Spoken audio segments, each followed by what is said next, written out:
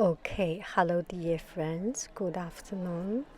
And today is a Sunday, tomorrow is working day, so I want to relax myself by doing this video, a voiceover.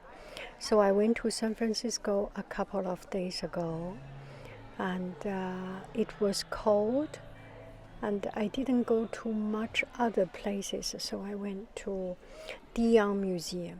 I always love Dion Museum, and it's such a classic, beautiful museum.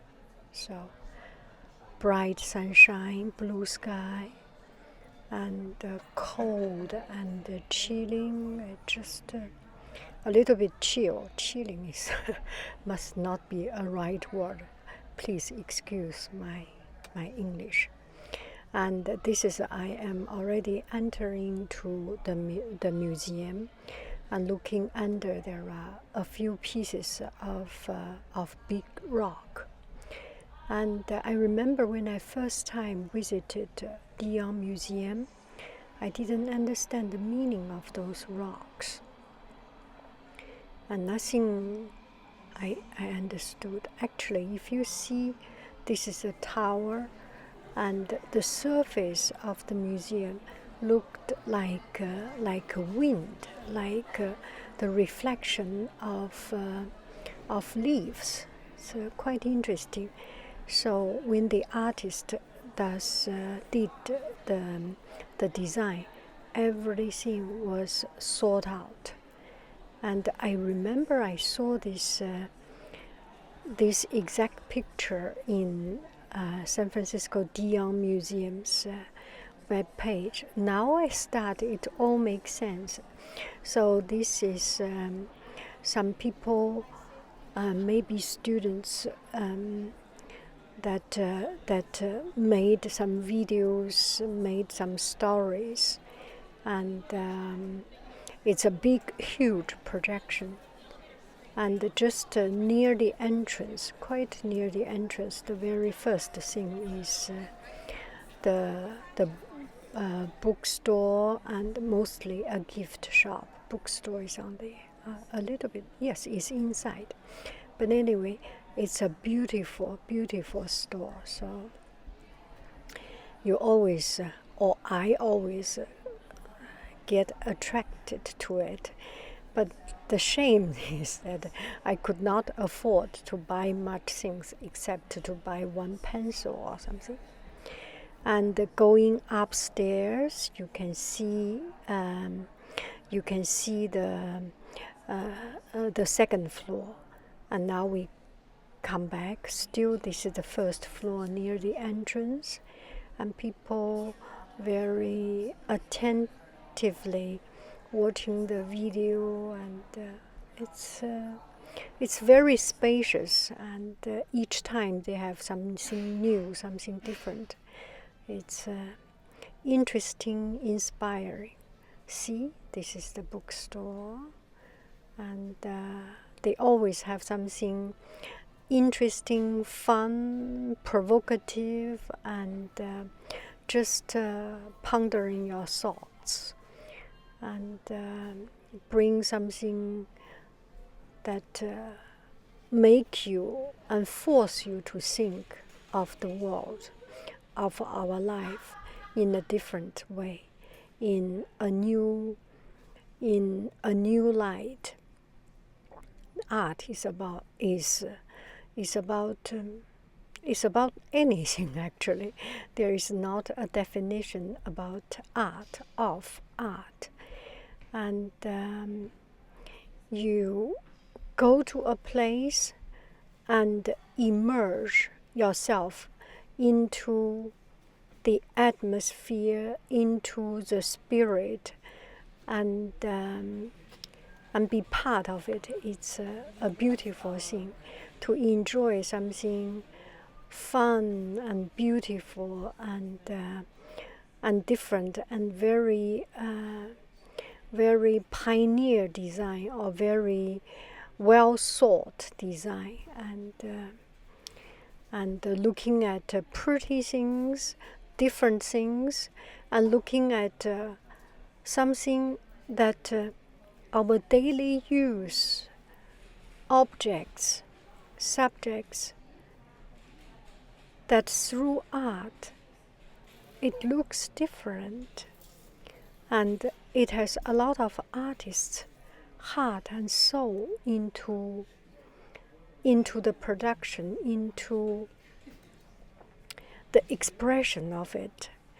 So not only painting, not only sculpture, not only artwork, anything,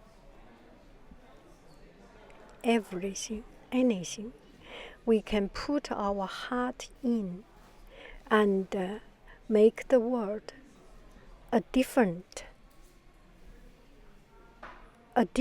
expression, a different interest, a different life. Look at it, it's so pretty. Even when you do the gardening work, well, doing gardening work by itself is pretty, right? Yeah, this shop is just so pretty. Look at the flowers. And very soon, San Francisco Museum has a habit every year in springtime. They have a bouquet to art. I think it's bouquet to art. They invited local horticulturist or flowerist gardeners, and from flower shop, flower designers. Look at this board, it's so pretty. They invite flowering artists. Oh, that's a beautiful name, flowering artists. So they invite artists who work with flower to do a design and put the artwork in front of the museum existing artwork. For example, they look for a masterpiece, and you make your flower design in front of this masterpiece, and they give you the story of this masterpiece, how it is produced, by whom, and why it is so. Anyway, you can learn as much as you can, as you want, about this art piece, about the artist.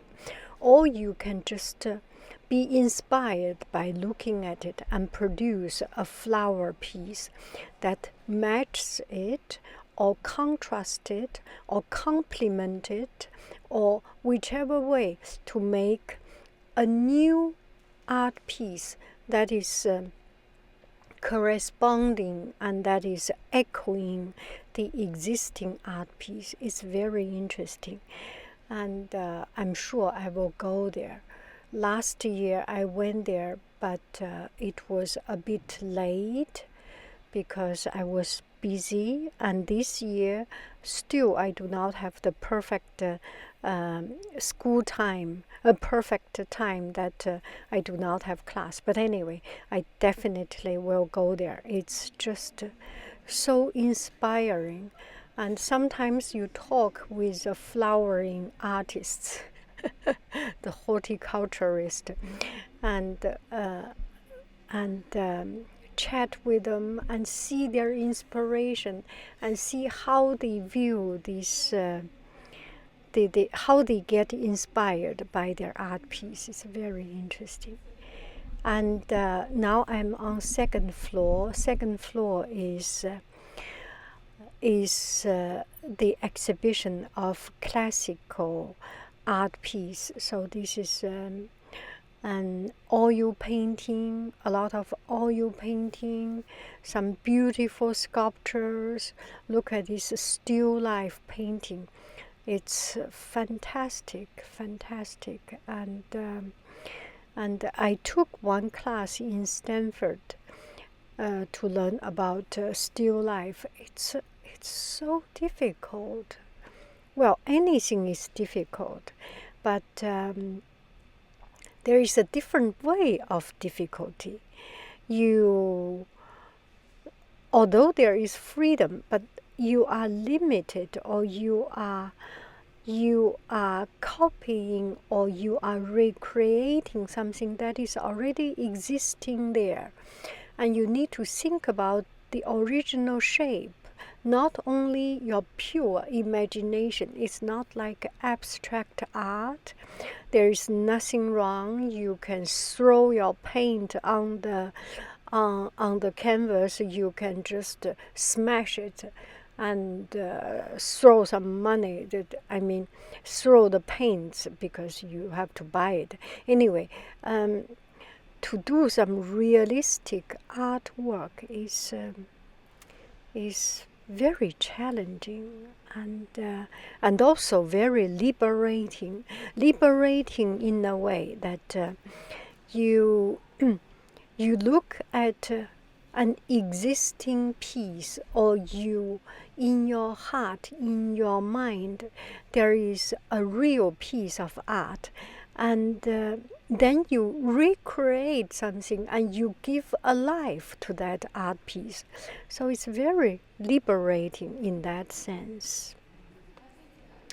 Okay, so this is the second floor. We are almost coming to the end of this museum tour.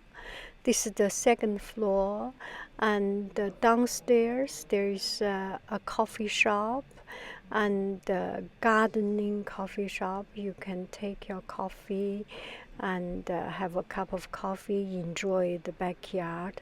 Some modern art piece, quite interesting, quite thought-provoking, and just very, very, very relaxing, and very, very beautiful. What can I say? It's just such a beautiful experience that you enjoy a cup of coffee outside. So I am almost ending my tour, so I went outside and looked at the rock pieces at the beginning. Actually, this was an intended art piece. You see, this one is all cracked. The artist is an artist who worked with stone, with rocks, with sculptures. So he intended to make these rocks split and broken to recreate, reimagine, and regenerate the land of the United States. I need to search furthermore about it. It's a Platonic land shape or something. Anyway, it's just very thought-provoking and very interesting. And just imagine the artist and the stone layer, the tile layers, hard working on making that particular stone into that particular cracking and breaking and making to that shape. Isn't it interesting? And this marble looks like a mirror. Look. So, you have a wonderful, wonderful, wonderful afternoon. I love you, I really do. Well, wonderful anytime. Bye-bye.